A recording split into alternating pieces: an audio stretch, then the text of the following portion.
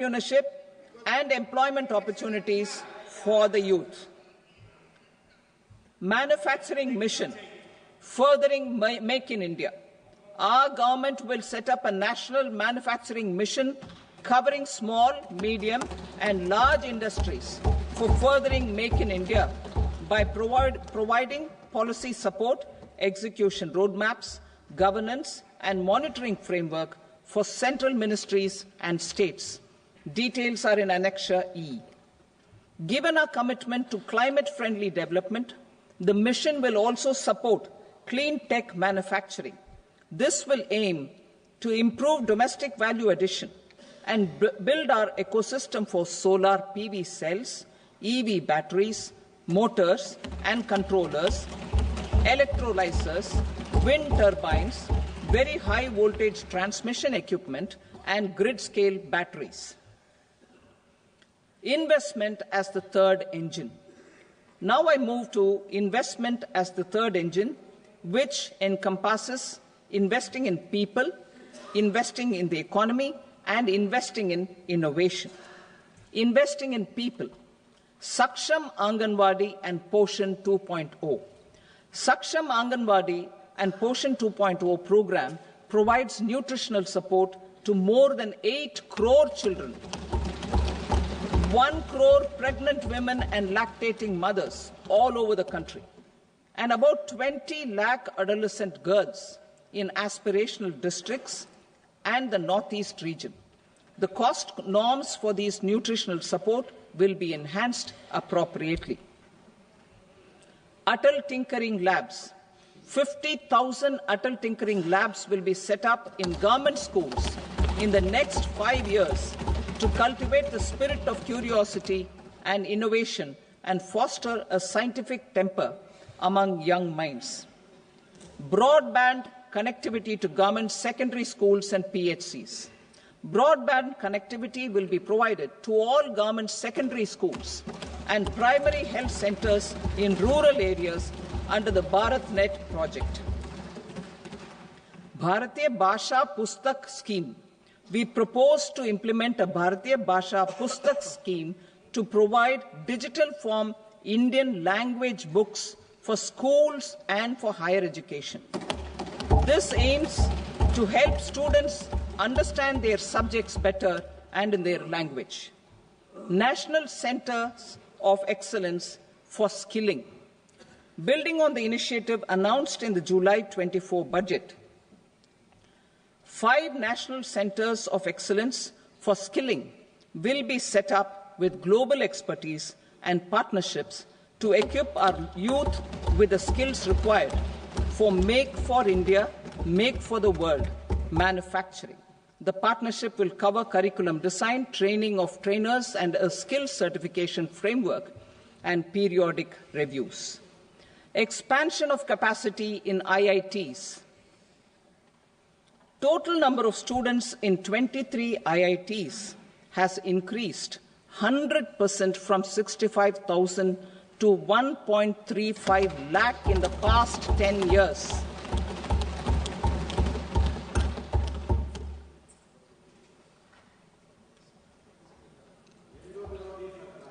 Additional infrastructure will be created in the 5 IITs started after 2014 to facilitate education for 6,500 more students. Hostel and other infrastructure capacity at IIT Patna will also be expanded.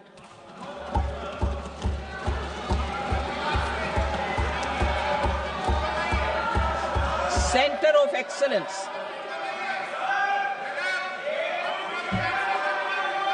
Center of Excellence in AI for Education. I had announced 3 centers of excellence in artificial intelligence for agriculture, health and sustainable cities in 2023. Now a center of excellence in artificial intelligence for education will be set up with a total outlay of 500 crores. Expansion of medical education.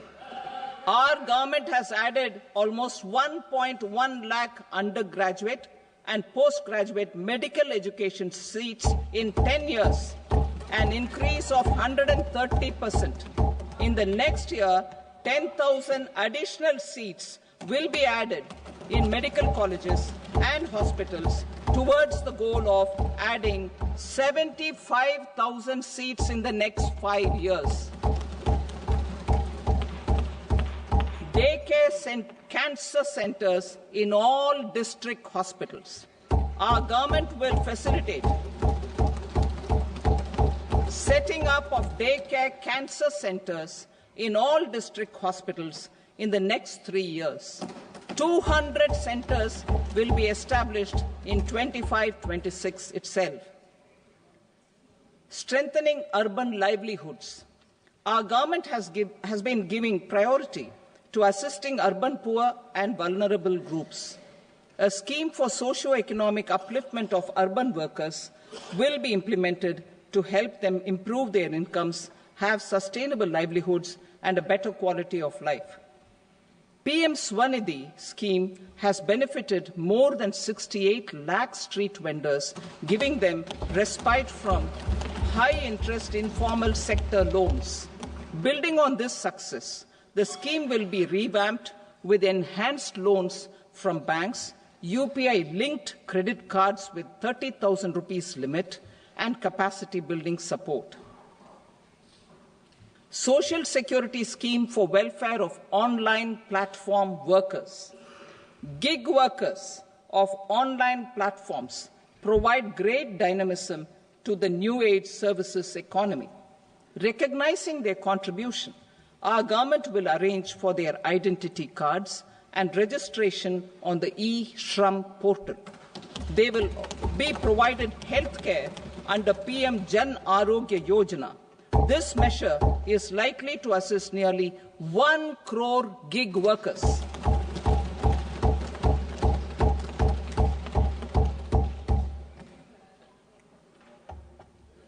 Investing in the economy. Public-private partnership in infrastructure. Each infrastructure-related ministry will come up with a 3-year pipeline of projects that can be implemented in PPP mode. States will also be encouraged to do so and can seek support from the India Infrastructure Project Development Fund, which is a scheme to prepare PPP proposals. Support to states for infrastructure. An outlay of 1.5 lakh crore is proposed for the 50-year interest-free loans to states for capital expenditure and incentives for reforms. Building on the success of the first asset monetization plan announced in 2021, the second plan for 2025 to 30 will be launched to plough back capital of 10 lakh crore in new projects. Regulatory and fiscal measures will be fine-tuned to support the plan. Jal Jeevan Mission. Since 2019, 15 crore households representing 80% of India's rural population have been provided access to portable tap water connections.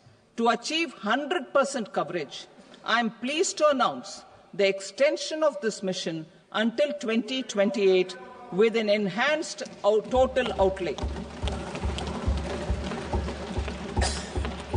The mission's focus will be on the quality of infrastructure and O&M of rural piped water supply schemes through Jan Bhagidari.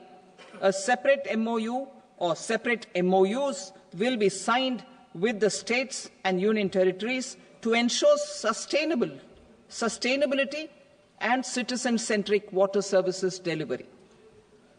Urban sector reforms. Building on the July budget proposals, urban sector reforms related to governance, municipal services, urban land and planning will be incentivized. Urban Challenge Fund. The government will set up an Urban Challenge Fund of 1 lakh crore rupees to implement the proposals for cities as growth hubs, creative redevelopment of cities, and for water and sanitation purposes announced in the July budget. This fund will finance up to 25% of the cost of bankable projects, with a stipulation that at least 50% of the cost is funded from bonds, bank loans, and PPPs. An allocation of 10,000 crore is proposed in 2025-26. Power sector reforms. We will incentivize electricity distribution reforms and augmentation of intra-state transmission capacity by states. This will improve financial health and capacity of electricity companies. Additional borrowing of 0.5% of GSDP will be allowed to states contingent on these reforms. Nuclear energy mission for Vikasit Bharat. Development of at least 100 gigawatt of nuclear energy by 2047 is essential for our energy transition efforts. For an active partnership with the private sector towards this goal, amendments to the Atomic Energy Act and the Civil Liability for Nuclear Damage Act will be taken up. A nuclear energy mission for research and development of small modular reactors with an outlay of 20,000 crore will be set up.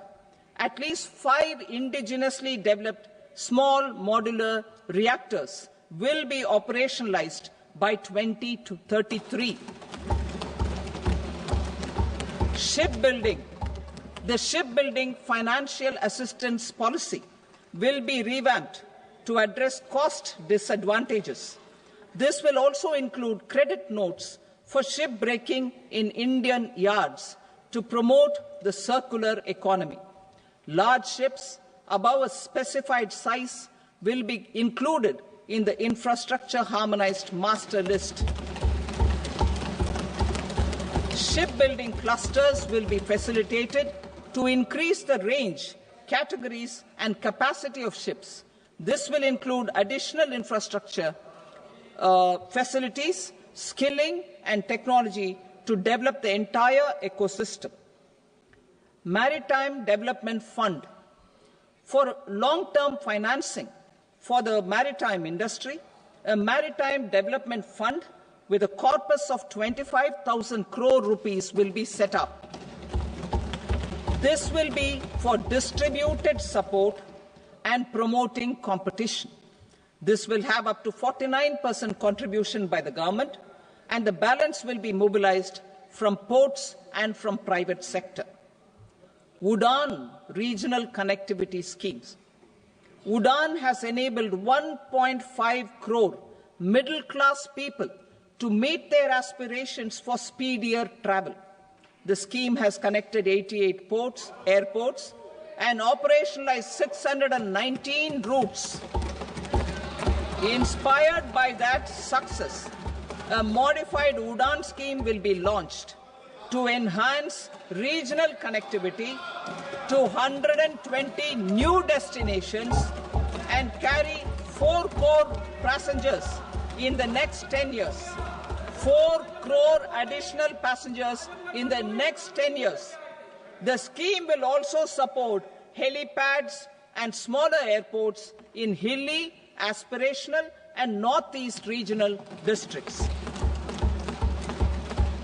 Greenfield airports will be facilitated in Bihar to meet the future needs of the state.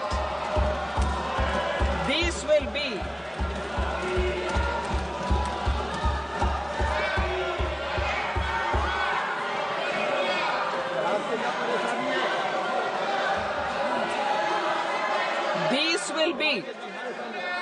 These will be in addition to the expansion of the capacity of Patna Airport and a brownfield airport in Beta.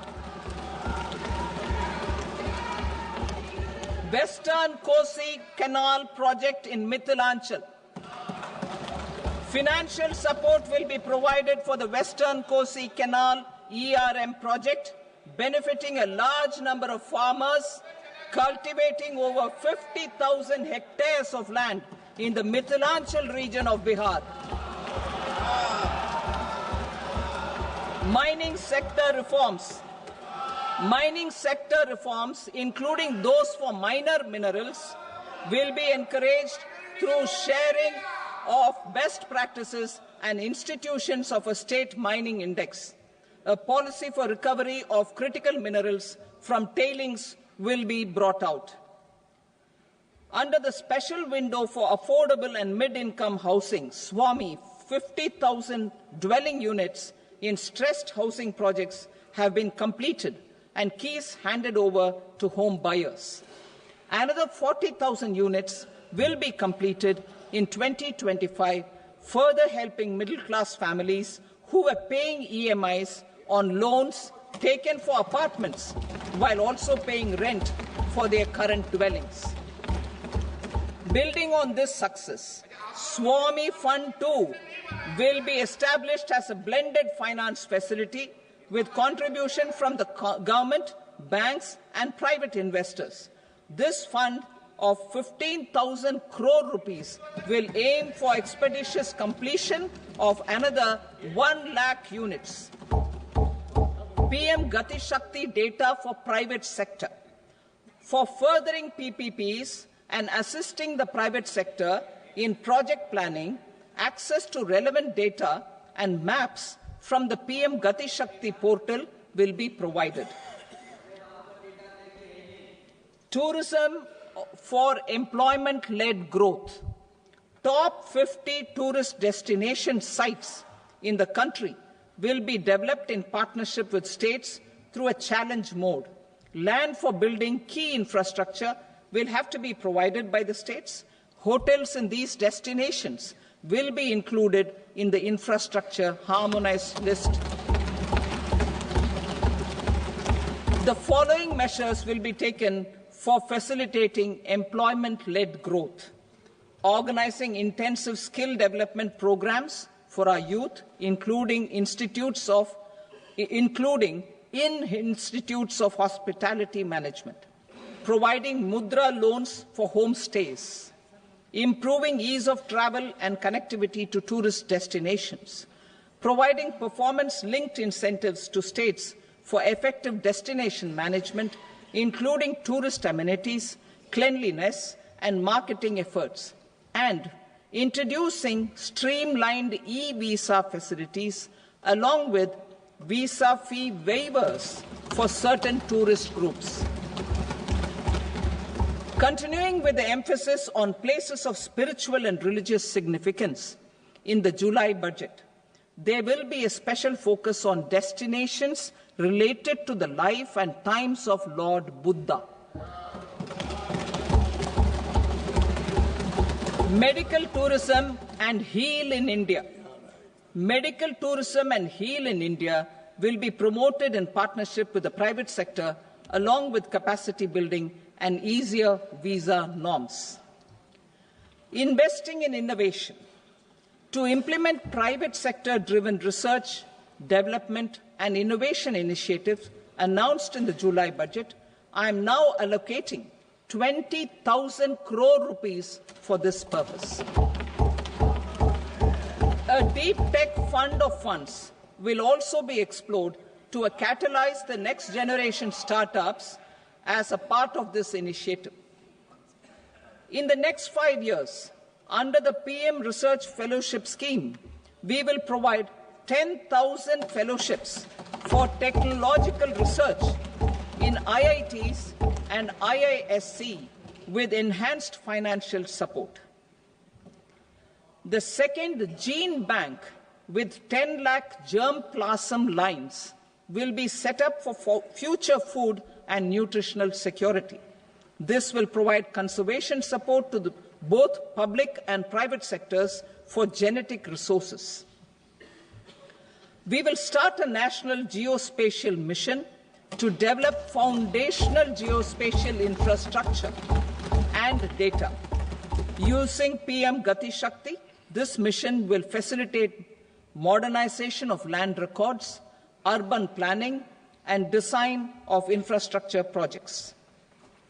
a Gyan Bharatam mission for survey, documentation, and conservation of our manuscript heritage with academic institutions, museums, libraries, and private collectors will be undertaken to cover more than 1 crore manuscripts. We will set up a national digital repository of Indian knowledge systems for knowledge sharing. Now I move to exports as the fourth engine. We will set up an export promotion mission with sectoral and ministerial targets driven jointly by the Ministries of Commerce, MSME, and Finance.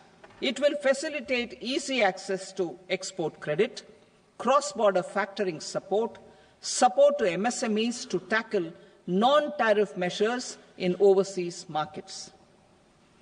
A digital public infrastructure, Bharat Trade Net, for international trade will be set up as a unified platform for trade documentation and financing solutions. This will complement the Unified Logistics Interface platform. The BTN will be aligned with international practices. Support will be provided to develop domestic manufacturing capacities for our economy's integration with global supply chains. Sectors will be identified based on objective criteria. Facilitation groups with participation of senior officers and industry representatives will be formed for select products and supply chains. Through this, there are huge opportunities related to Industry 4.0, which needs high skills and talent. Our youth have both. Our government will support the domestic electronic equipment industry to leverage this opportunity for the benefit of our youth. A national framework will be formulated as guidance to states for promoting global capability centers in emerging Tier 2 cities. This will suggest measures for enhancing availability of talent and infrastructure, building bylaw reforms, and mechanisms for collaboration with industry. Our government will facilitate upgradation of infrastructure and warehousing for air cargo, including high-value perishable horticultural produce. Cargo screening and customs protocol will be streamlined and made user-friendly. Reforms as the fuel.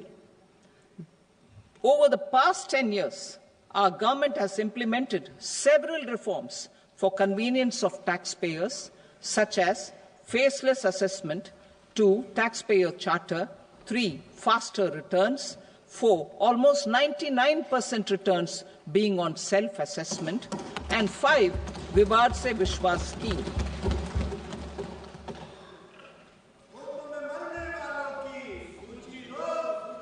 Continuing these efforts, I reaffirm the commitment of the Tax Department to trust first, scrutinize later. I also propose to introduce the new income tax bill next week. I will detail the indirect tax reforms and changes in direct taxes in Part B. Financial sector reforms. The FDI limit for the insurance sector will be raised from 74 to 100%. This enhanced limit will be available for those companies which invest the entire premium in India. The current guardrails and conditionalities associated with foreign investment will be reviewed and simplified. The services of India Post Payment Bank will be deepened and expanded in rural areas. NABFID will set up a partial credit enhancement facility for corporate bonds for infrastructure. Public sector banks will develop Grameen Credit Score Framework to serve the credit needs of SHG members and people in rural areas. A forum for regulatory coordination and development of pension products will be set up. To implement the earlier announcement on simplifying the KYC processes, the revamped Central KYC Registry will be rolled out in 2025. We will also implement a streamlined system for periodic updating. Requirements and procedures for speedy approval of company mergers will be rationalized. The scope for fast-track mergers will also be widened and the process made simpler. As proposed in the interim budget, we signed bilateral investment treaties with 2 countries in 2024 to encourage sustained foreign investment, and in the spirit of First Develop India, the current model BIT will be revamped and made more investor-friendly. In the last 10 years, in several aspects, including financial and non-financial, our government has demonstrated a steadfast commitment to ease of doing business. We are determined to ensure that our regulations must keep up with technological innovations and global policy developments. A light-touch regulatory framework based on principles and trust will unleash productivity and employment.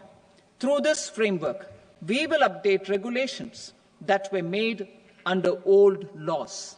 To develop this modern, flexible, people-friendly and trust-based regulatory framework appropriate for the 21st century, I propose 4 specific measures.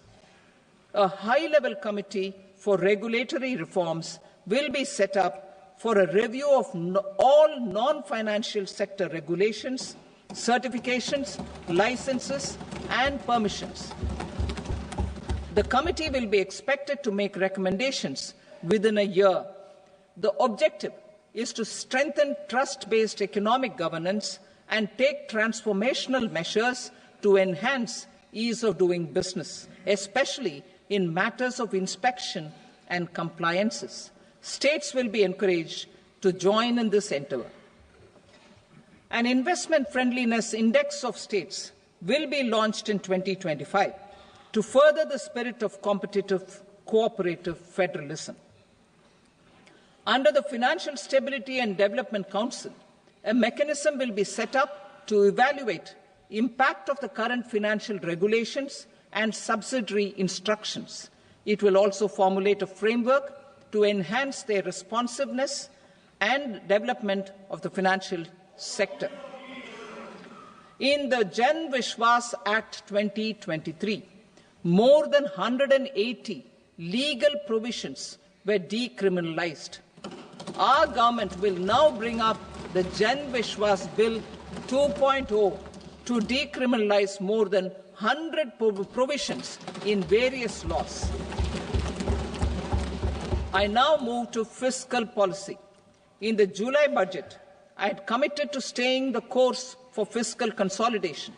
Our endeavour will be to keep the fiscal deficit each year such that central government debt remains on a declining path as a percentage of the GDP. The roadmap for the next 6 years has been detailed in the FRBM statement. Revised estimates for 2024-25. The revised estimate of the total receipts other than borrowings is 31.47 lakh crore rupees, of which the net tax receipts are 25.57 lakh crore rupees. The revised estimate of the total expenditure is 47.16 lakh crore rupees, of which the capital expenditure is about 10.18 lakh crore rupees. The revised estimate of the fiscal deficit is 4.8% of the GDP. Budget estimates for 25-26. Coming to 25-26, the total receipts other than borrowings and total expenditure are estimated at 34.96 lakh crore rupees and 50.65 lakh crore rupees respectively. The net tax receipts are estimated at 28.37 lakh crore rupees. The fiscal deficit is estimated to be 4.4% of GDP. To finance the fiscal deficit, the net market borrowings from dated securities are estimated at 11.54 lakh crore. The balance financing is expected to come from small savings and other sources. The gross market borrowings are estimated at 14.82 lakh crore rupees. I will now move to Part B.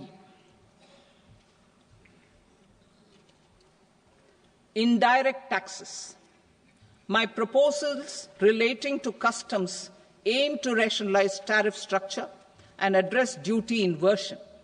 These will also support domestic manufacturing and value addition, promote exports, facilitate trade, and provide relief to common people.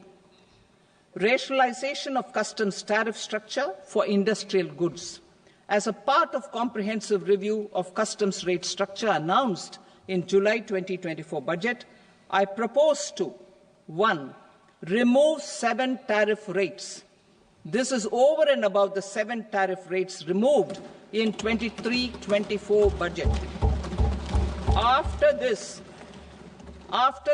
there will be only 8 remaining tariff rates, including 0 rate. 2.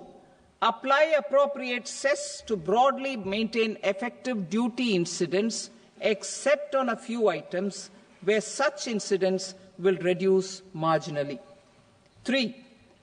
Levy not more than 1 cess or surcharge. Therefore, I propose to exempt social welfare surcharge on 82 tariff lines that are subject to a cess. I shall now take up sector-specific proposals. To provide relief to patients, particularly those suffering from cancer, rare diseases, and other severe chronic diseases, I propose to add 36 life-saving drugs and medicines to the list of medicines fully exempted from basic custom duty.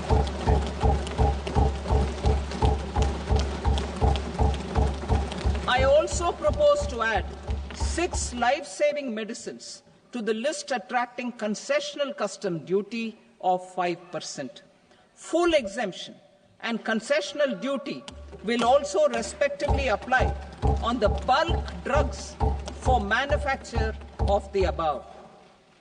Specified drugs and medicines under patient assistance programs run by the pharmaceutical companies are fully exempt from BCD, provided the medicines are supplied free of cost to the patients.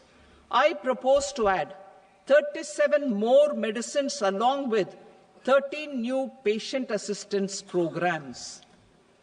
Support to domestic manufacturing and value addition. Critical minerals. In the July 2024 budget, I had fully exempted BCD on 25 critical minerals that are not domestically available. I had also reduced BCD of 2 other such minerals to provide a major fillip to their processing, especially by MSMEs. Now, I propose to fully exempt cobalt powder and waste, the scrap of lithium-ion battery, lead, zinc, and 12 more critical minerals. This will help secure the availability for manufacturing in India and promote more jobs for our youth. To promote domestic production of technical textile products such as agro-textiles, medical textiles, and geotextiles at competitive prices, I propose to add 2 more types of shuttle-less looms to the list of fully exempted textile machinery. I also propose to revise the BCD rate on knitted fabrics covered by 9 tariff lines from 10 or 20 to 20% or 115 rupees per kg, whichever is higher. Electronic goods. In line with our Make in India policy and to rectify inverted duty structure, I propose to increase the BCD on interactive flat panel display from 10% to 20% and reduce the BCD to 5% on open cell and other components. In 23-24 budget, for the manufacture of open cells of LCD, LED TVs, I had reduced the BCD on parts of open cells from 5% to 2.5%. To further boost the manufacture of such open cells, the BCD on these parts will now stand exempted. Lithium-ion battery. To the list of exempted capital goods, I propose to add 35 additional capital goods for EV battery manufacturing and 28 additional capital goods for mobile phone battery manufacturing. This will boost domestic manufacture of lithium-ion batteries, both for mobile phones and for electric vehicles. Shipping sector. Considering that shipbuilding has a long gestation period, I propose to continue the exemption of BCD on raw materials, components, consumables, or parts for the manufacture of ships for another 10 years.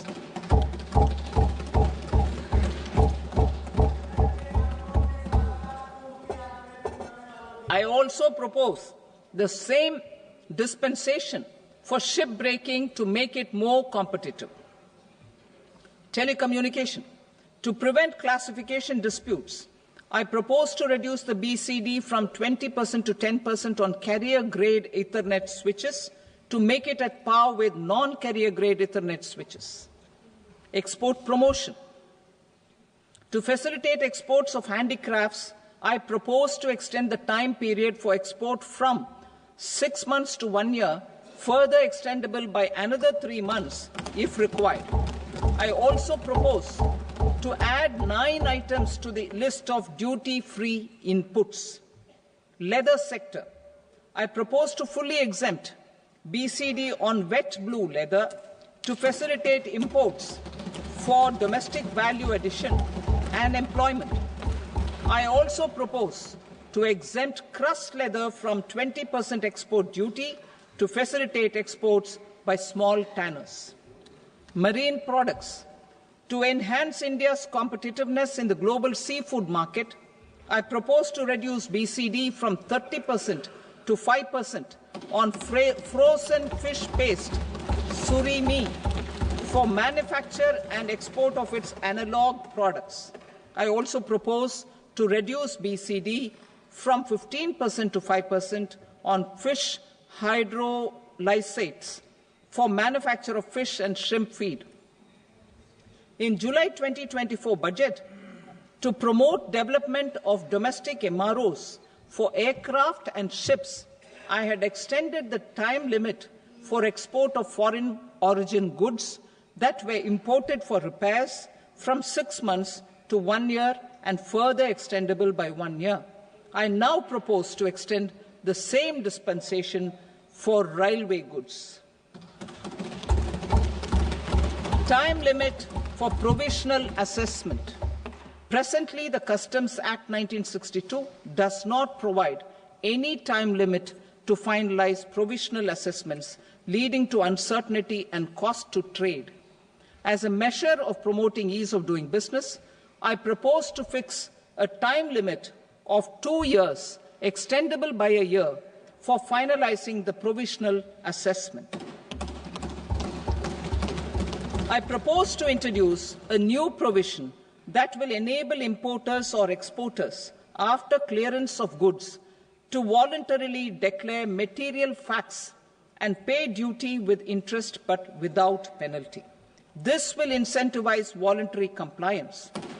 However, this will not apply in cases where department has already initiated audit or investigation proceedings. For industry to better plan their imports, I propose to extend the time limit for the end use of imported inputs in the relevant rules from 6 months to 1 year. This will provide operational flexibility in view of cost and uncertainty of supply. Further, such importers will now have to file only quarterly statements instead of a monthly statement.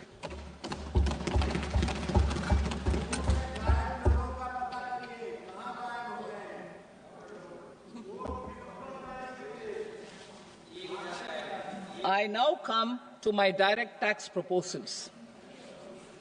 In Part A, I have briefly underlined taxation reforms as one of key reforms to realize our vision of Vikasit Bharat. In respect of criminal law, our government had earlier ushered in Bharatiya Nyaya Sanhita, replacing Bharatiya Danda Sanhita. I am happy to inform this august House and the country that for new income tax bill will carry forward the same spirit of Nyaya in its drafting as well.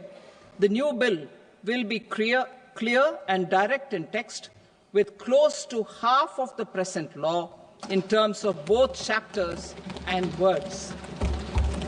It will be simple to understand for taxpayers and tax administrators, leading to tax certainty and reduced litigation. Reforms, however, are not a destination. They are means to achieve good governance for our people and economy. Providing good governance primarily involves being responsive.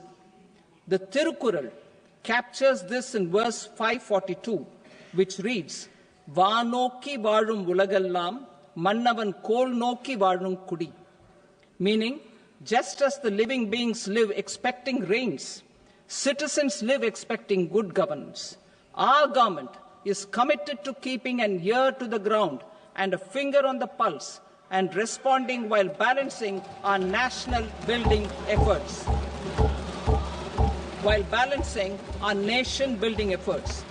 The following measures will detail just how our government will, under the guidance of PM Modi, has taken steps to understand and address.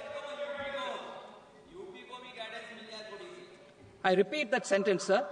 The following measures will detail just how our government, under the guidance of PM Modi, has taken steps to understand and address the needs voiced by our citizens. My tax proposals are guided by this spirit. The objectives of my proposals are as follows. Personal income tax reforms with special focus on middle class. Rationalization of TDS and TCS for easing difficulties. Encouraging voluntary compliance. Reducing compliance burden. Ease of doing business, employment and investment.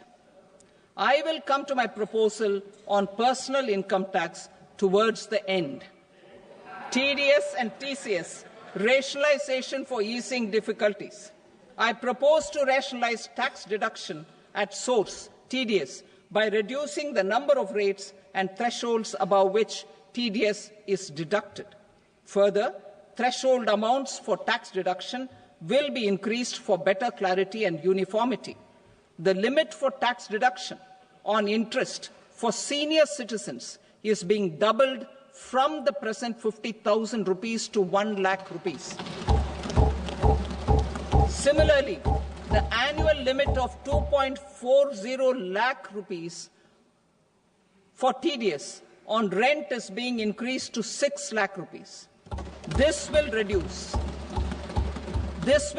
the number of transactions liable to TDS, thus benefiting small taxpayers receiving small payments.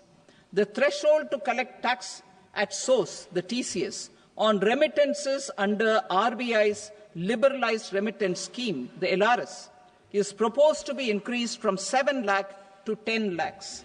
I also propose to remove TCS on remittances for education purposes, where such remittances is out of a loan taken from a specified financial institution. Both TDS and TCS are being applied on any transaction related to sale of goods. To prevent such compliance difficulties, I propose to omit the TCS. I also propose that the provisions of the higher TDS deduction will now apply only in non-PAN cases. In July 2024, the delay for payment of TDS up to the due date of filing statement was decriminalized. I propose to provide the same relaxation to TCS provisions as well. The government under the leadership of Prime Minister Modi believes in Sabka Saath, Sabka Vikas, Sabka Vishwas and Sabka Prayas. In line with this, we brought in updated return facility in 2022 for voluntary compliance by taxpayers who had omitted to report their correct income. Our trust in taxpayers was proved right. Nearly 90 lakh taxpayers voluntarily updated their incomes by paying additional tax. Taking this trust further, I now propose to extend the time limit to file updated returns for any assessment year from the current limit of 2 years to 4 years. I propose to reduce the compliance burden for small charitable trusts and institutions by increasing their period of registration from 5 years to 10 years.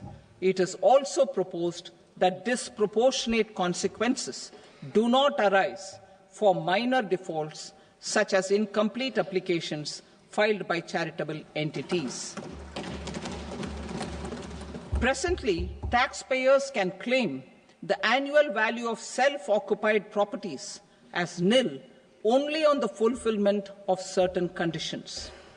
Considering the difficulties faced by taxpayers, it is proposed to allow the benefit of 2 such self-occupied properties without any condition. To streamline the process of transfer pricing and to provide an alternative to yearly examination, I propose to introduce a scheme for determining arm's-length price of international transaction for a block period of 3 years. This will be in line with global best practices. With a view to reduce litigation and provide certainty in international taxation, the scope of safe harbour rules is being expanded. A number of senior and very senior citizens have very old national savings schemes accounts. As interest is no longer payable on such accounts, I propose to exempt withdrawals made from NSS by individuals on or after 29th August 2024. I am also proposing to allow similar treatment to NPS Vatsalya accounts as is available to normal NPS accounts subject to overall limits.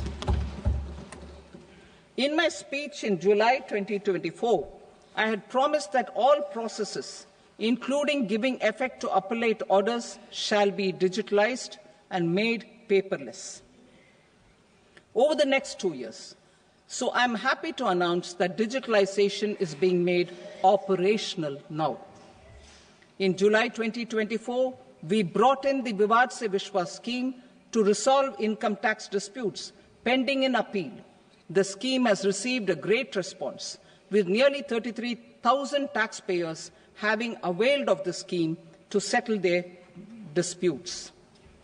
I have a few proposals to promote investment and employment. It is proposed to provide a presumptive taxation regime for non-residents who provide services to a resident company that is establishing or operating an electronics manufacturing facility.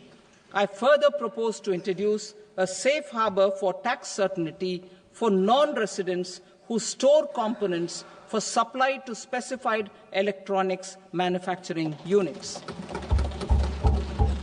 Presently, the tonnage tax scheme is available only to sea-going ships. The benefits of existing tonnage tax scheme are proposed to be extended to inland vessels registered under the Indian Vessels Act 2021 to promote inland water transport in the country. Extension for incorporation of startups. We continue to support the Indian startup ecosystem.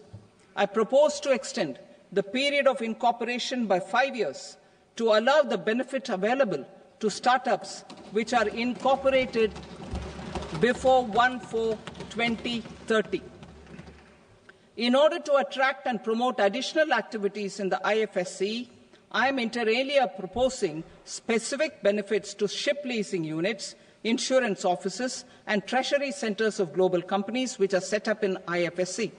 Further, to claim benefits, the cut-off date for commencement in IFSC has also been extended by 5 years to 31/3/2030. Category 1 and Category 2 AIFs are undertaking investments in infrastructure and other such sectors. I propose to provide certainty of taxation to these entities on the gains from securities, to promote funding from sovereign wealth funds and pension funds to the infrastructure sector. I propose to extend the date of making an investment by 5 more years, up to 31st March 2030.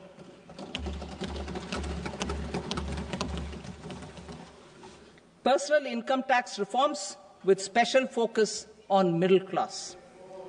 Democracy, demography, and demand are the key support pillars in our journey towards Vikasit Bharat. The middle class provides strength for India's growth. This government, under the leadership of Prime Minister Modi, has always believed in the admirable energy and ability of the middle class in nation building. In recognition of their contribution,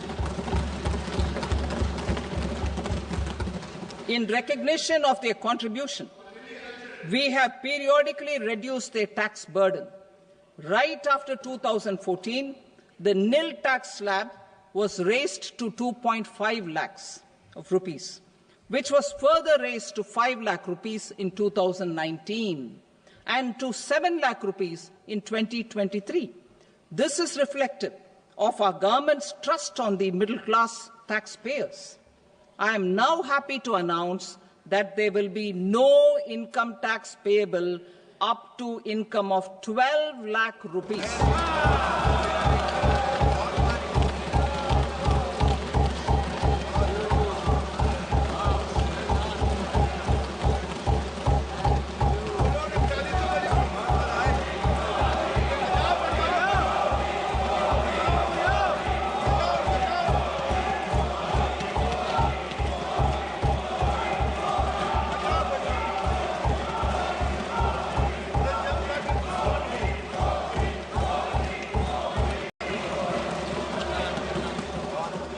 So, average income of 1 lakh per month, other than the special rate income such as capital gains, under the new regime.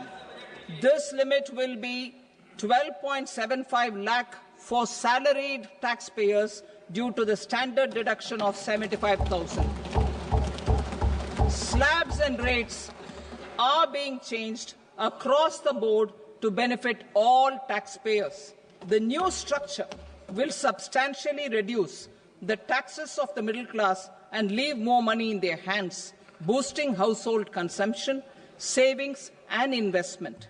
In the new tax regime, I propose to revise tax rate structures as follows: 0 to 4 lakh rupees nil, 4.8 lakh rupees to 4 to 8 lakh rupees 5%, 8 to 12 lakh rupees 10%, 12 to 16 lakh rupees 15%, 16 to 20 lakh rupees 20%, 20 to 24 lakh rupees 25%, and above 24 lakh rupees 30%. To taxpayers up to 12 lakh of normal income, other than special rate income such as capital gains. I read that again. To taxpayers up to 12 lakh of income, other than special rate income such as capital gains, tax rebate is being provided in addition to the benefit due to slab rate reduction in such a manner that there is no tax payable by them. The total tax benefit of slab rate changes and rebate at different income levels can be illustrated with a few examples. A taxpayer in the new regime with an income of 12 lakh rupees will get a benefit of 80,000 rupees in tax, which is 100% of tax payable as per the existing rates. A person having income of 18 lakh rupees will get a benefit of 70,000 rupees in tax, that is 30% of tax payable as per existing rates. A person with an income of 25 lakh gets a benefit of 1,10,000 rupees, that is 25% of his tax payable as per existing rates. Details of my tax proposals are given in the annexure. As a result of these proposals, Honourable Speaker, sir, revenue of about 1 lakh crore in direct taxes and 2,600 crores in indirect taxes will be foregone. Mr. Speaker, sir, with this, I commend the budget to this august House.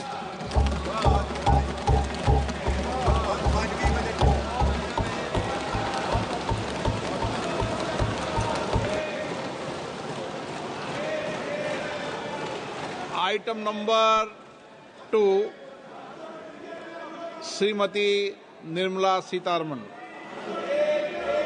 Sir, with your permission, I rise to lay on the table the following statements under Section 3(1) of the Fiscal Responsibility and Budget Management Act 2003.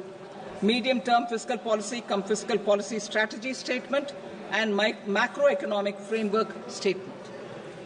Item number 3, Srimati Nirmala Sitharaman. Sir, with your permission, I rise to move for leave to introduce the Finance Bill 2025. प्रश्न ये है कि विधेयक को पुनर्स्थापित करने की अनुमति प्रदान की जाए। जो सदस्य इसके पक्ष में हाँ कहें, जो सदस्य विरोध में ना कहें। मेरे विचार में निर्णय हाँ वालों के पक्ष में हुआ, हाँ वालों के पक्ष में अनुमति प्रदान की जाती है। माननीय मंत्री जी, अब विधेयक को पुनर्स्थापित करें। Sir, I introduce the bill. Thank you.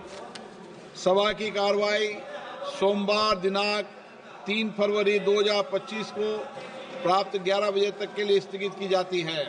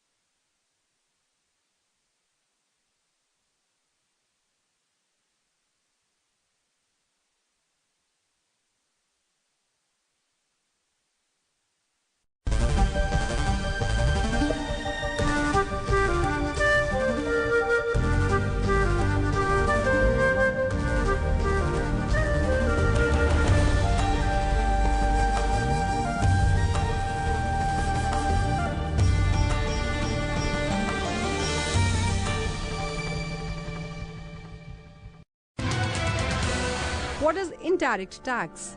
In the case of indirect tax, the burden of tax can be shifted by the taxpayer to someone else. Indirect tax has the effect of raising the price of the products on which they are imposed. Customs duty, central excise,